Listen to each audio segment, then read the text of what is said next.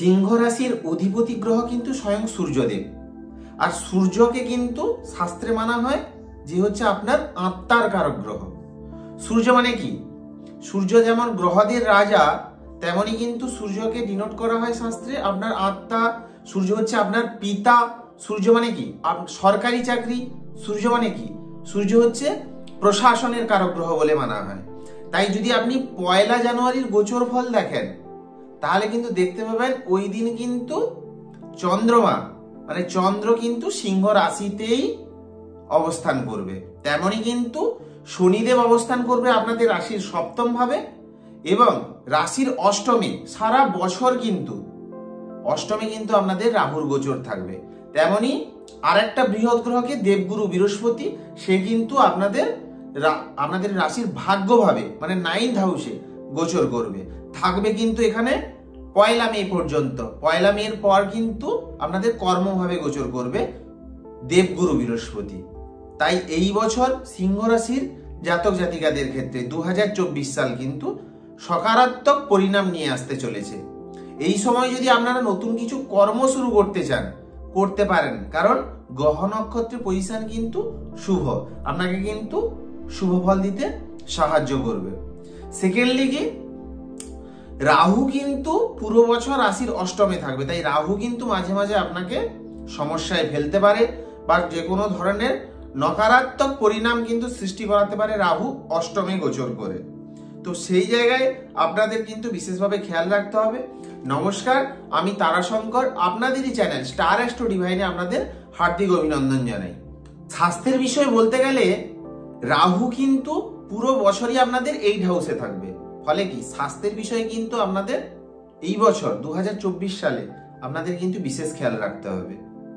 কারণ দেখুন, মীন রাশি কি? মীন রাশি হচ্ছে জলজ রাশি, সেখানে কিন্তু রাহু গোচর করছে। রাহু কি? এক্সপেনশনের কারক গ্রহ।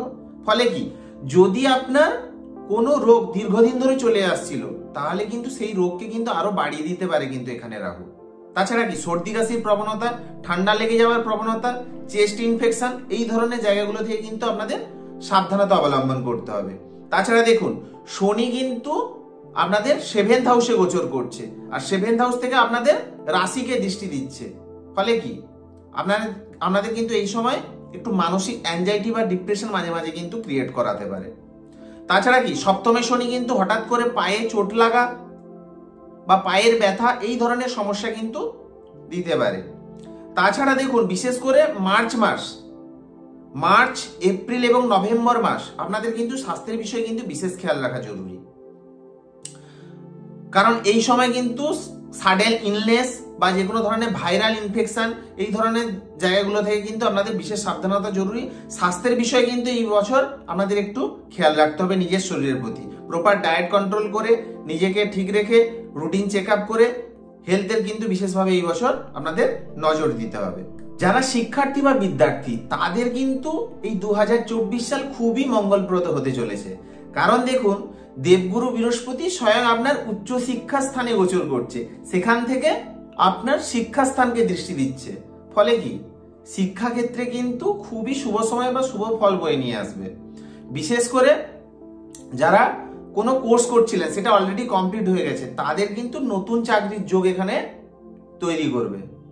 বিশেষ করে শিক্ষা বিষয়ক যদি আপনি যে কোনো ধরনের ডিসিশন বা যে কোনো ধরনের অ্যাডমিশন নিতে চান বা যে কোনো যদি এন্ট্রান্স থাকে, তাহলে কিন্তু আপনি 1 মের আগে নিয়ে ফেলুন। সেক্ষেত্রে কিন্তু আপনাদের ক্ষেত্রে খুবই মঙ্গলপ্রদ হবে। কারণ কি, স্বয়ং দেবগুরু বৃহস্পতি, যে হচ্ছে জ্ঞানের কারক গ্রহ, সে স্বয়ং কিন্তু আপনার ভাগ্যস্থানে, আমরা 9th হাউস, যেটাকে উচ্চশিক্ষার বিচার করা হয়, সেখানে গোচর করছে। সেখান থেকে আপনাদের 5th মানে আমরা শিক্ষাস্থানকে দেখছে। শিক্ষার জন্য কিন্তু এটা গোল্ডেন পিরিয়ড, খুবই শুভ সময়। তাছাড়া যদি আপনি গোচর দেখেন, বছরের শুরুতেই সূর্য আপনাদের রাশি অধিপতিকে স্বয়ং হচ্ছে সূর্যদেব, সে কিন্তু আপনার শিক্ষাস্থানে মঙ্গলযুক্ত হয়ে গোচর করছে। ফলে কি, পুরো বছরটাই কিন্তু বিশেষ করে সিংহ রাশির জাতক জাতিকাদের শিক্ষার ক্ষেত্রে খুবই শুভ সময় এবং খুবই শুভ ফল কিন্তু বয়ে নিয়ে আসবে। আর্থিক স্থিতির কথা বললে 2024 সাল সিংহ রাশি জাতক জাতিকাদের ক্ষেত্রে কিন্তু মোটামুটি থাকবে।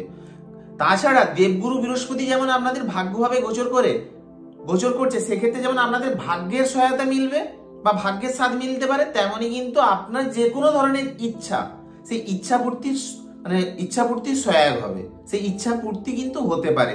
যেমন ধরুন, আপনি এই সময় যে কোনো ধরনের দোকান, যে কোনো ধরনের বাড়ি বা যে কোনো ধরনের অফিস কেনার কথা ভাবছিলেন, সেক্ষেত্রে সেই ইচ্ছা পূর্তি কিন্তু এই সময় দেবগুরু বৃহস্পতি আপনাকে করাবে। সেকেন্ডলি কি, কেতুদেব কিন্তু আপনাদের অর্থস্থান, মানে সেকেন্ড হাউস হচ্ছে আপনার অর্থস্থান, সেই অর্থস্থানে মানে গোচর করছে। কেতুর কারকত্বটা কি? কেতু হচ্ছে কি বিচ্ছিন্ন কারক গ্রহ, ফলে কিন্তু আপনার যে সঞ্চিত অর্থ সেটা কিন্তু ডিসক্রিজ হতে পারে, মানে খরচ হয়ে যেতে পারে। এই জায়গাটা কিন্তু বিশেষভাবে খেয়াল রাখতে হবে, কারণ কেতু সেকেন্ড হাউসে মানে আপনার অর্থস্থানে সেভিংস কমতে পারে। এই জায়গাটা একটু খেয়াল রাখবেন। কিন্তু যদি আর্থিক স্থিতির কথা বলেন, দেবগুরুর পজিশন খুবই ভালো, আপনাদের ভাগ্যভাবে গোচর করছে, ইচ্ছা পূর্তির সহায়ক হবে, ভাগ্যের স্বাদ মিলবে, অর্থ আপনার ইনকাম হবে, তবে সেভিংস কিন্তু একটু কম হতে পারে এই বছর। এই জায়গাটা কিন্তু খেয়াল রাখবেন, কারণ আপনি সেভিংস করে রেখেছেন, সেই সেভিংস ভেঙে হয়তো আপনার ইচ্ছা পূর্তি হতে পারে, আপনি ইচ্ছা পূর্তি করতে পারেন। এই জায়গাটা একটু খেয়াল রাখতে হবে। বৈবাহিক জীবনের কথা বললে, সিংহ রাশির জাতক জাতিকাদের ক্ষেত্রে কিন্তু বৈবাহিক জীবন 2024 সালে কিন্তু ভালোই থাকবে, কারণ শনি কিন্তু পুরো বছরই আপনাদের 7th হাউসে গোচর করবে। আর 2024 সাল কি সংখ্যাতত্ত্ব অনুসারে শনির সাল, সেই শনি কিন্তু তার নিজের রাশিতে গোচর করবে, ফলে যারা অবিবাহিত তাদের কিন্তু বিবাহের প্রস্তাব আসতে পারে।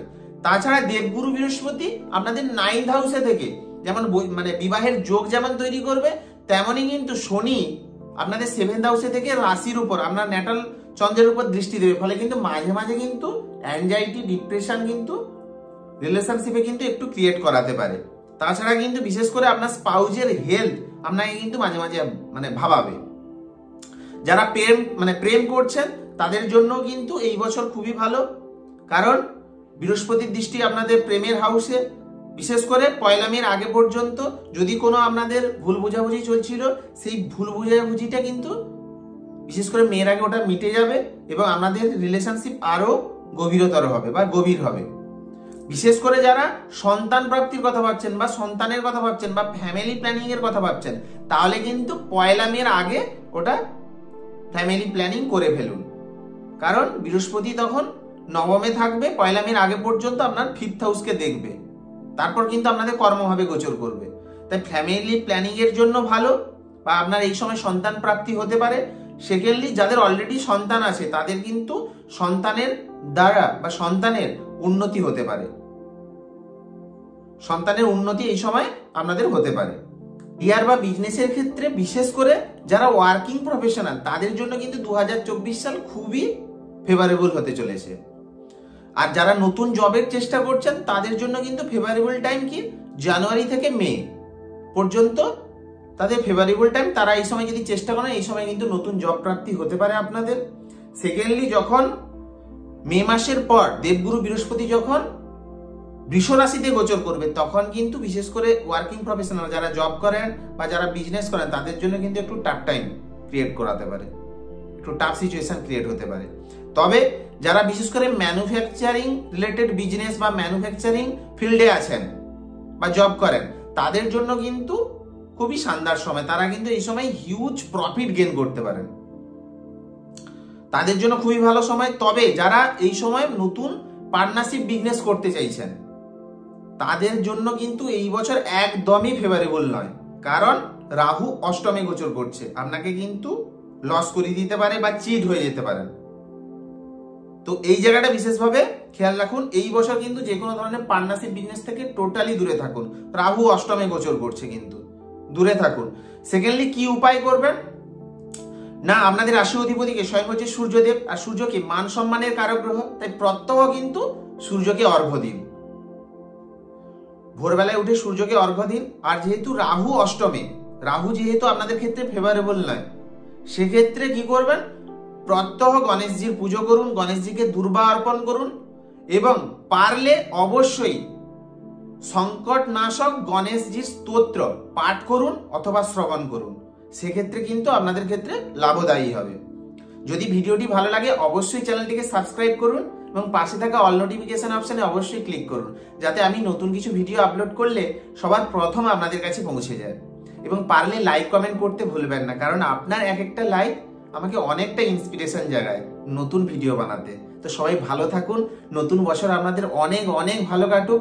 ভগবান যেন আপনাদের সমস্ত ইচ্ছে পূরণ করে, আপনারা যেন খুশিতে থাকেন এই কামনা করি। ভালো থাকুন, সুস্থ থাকুন। ওম নমঃ শিবায়।